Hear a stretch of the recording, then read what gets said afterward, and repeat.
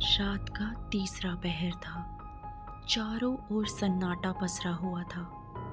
जंगल के बीच से गुजरता एक तंग रास्ता मुझे गांव तक ले जा रहा था। मैं अकेला था और आसमान में चमकता हुआ चांद भी धीरे धीरे बादलों में छिपने लगा था। ठंडी हवा के झोंके जैसे मेरी हड्डियों में सिरहन पैदा कर रहे थे।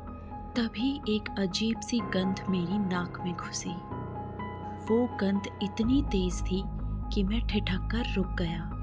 जंगल के अंदर से एक हल्की सी रोशनी झलक रही थी। थोड़ी हिचकिचाहट के बाद मैंने उस रोशनी की ओर बढ़ना शुरू किया। जैसे जैसे मैं उस दिशा में बढ़ा, रोशनी और भी तेज होती गई। अचानक सामने एक अजीब सी जगह दिखाई दी। चारों ओर अंधेरा और बीच में जलती हुई एक आग। आग के पास एक आदमी बैठा था, एक अघोरी बाबा। उसके शरीर पर भस्म लगी हुई थी, बाल बिखरे हुए थे और वो ध्यान में बैठा हुआ था।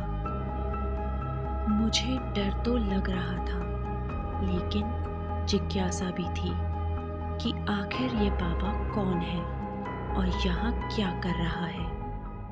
मैंने धीरे से उसे पुकारा, बाबा। बाबा ने धीरे से अपनी आंखें खोली। उनकी आंखों में अजीब सी चमक थी, जैसे वो मेरे अंदर की हर बात जान रहे हों।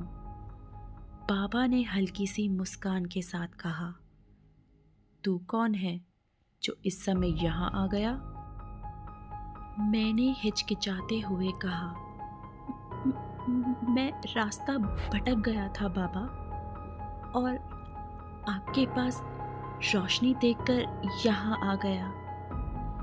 बाबा ने मुझे घूरते हुए कहा, रास्ता भटकने वाले कभी कभी ऐसे भी राहों में भटक जाते हैं जहां से लौटना मुश्किल हो जाता है। तू जानता है तू कहाँ आ गया है?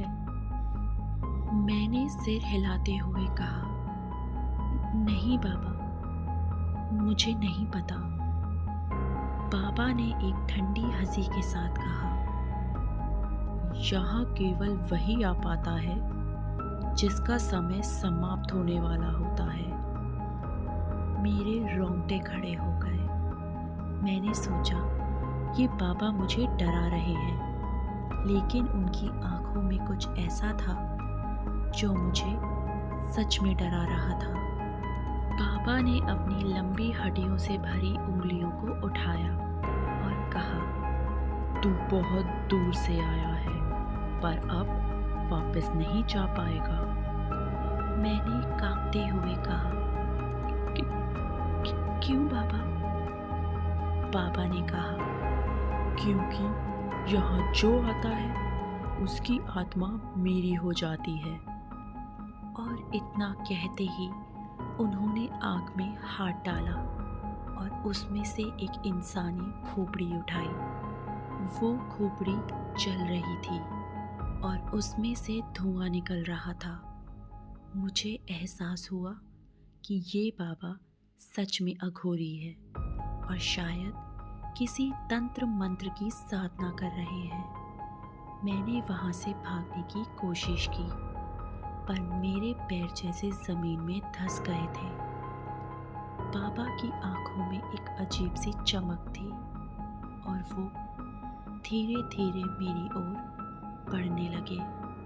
उनका चेहरा धीरे धीरे डरावना होता जा रहा था, जैसे कि वो मेरी आत्मा में झांक रहे हों।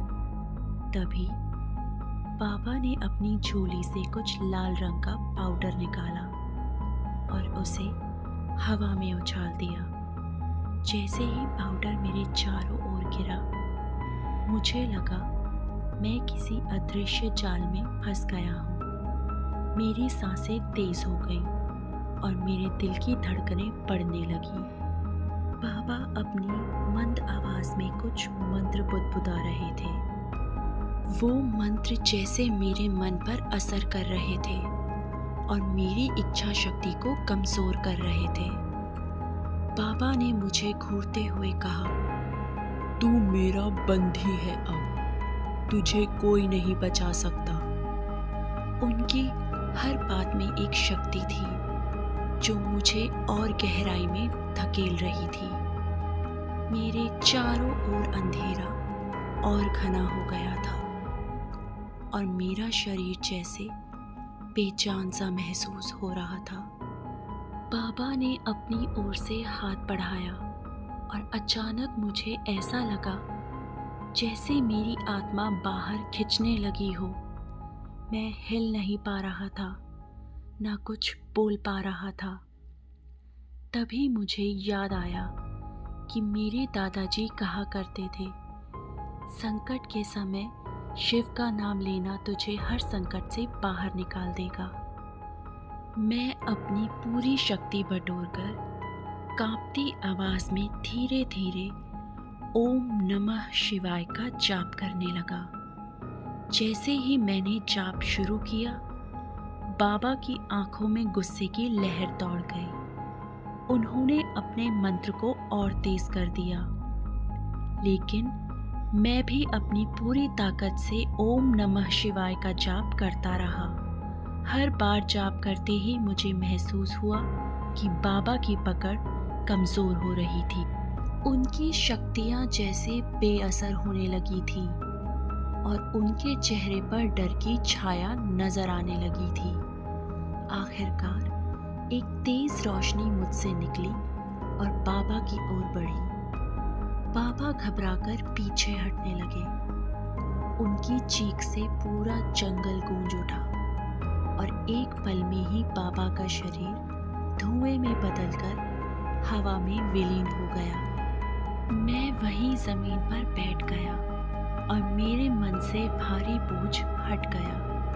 बाबा की सभी जादुई शक्तियां जैसे समाप्त हो गई थी। मुझे समझ में आ गया था कि सच्ची भक्ति और भगवान के नाम में इतनी शक्ति होती है कि कोई भी तांत्रिक विद्या उस पर हावी नहीं हो सकती।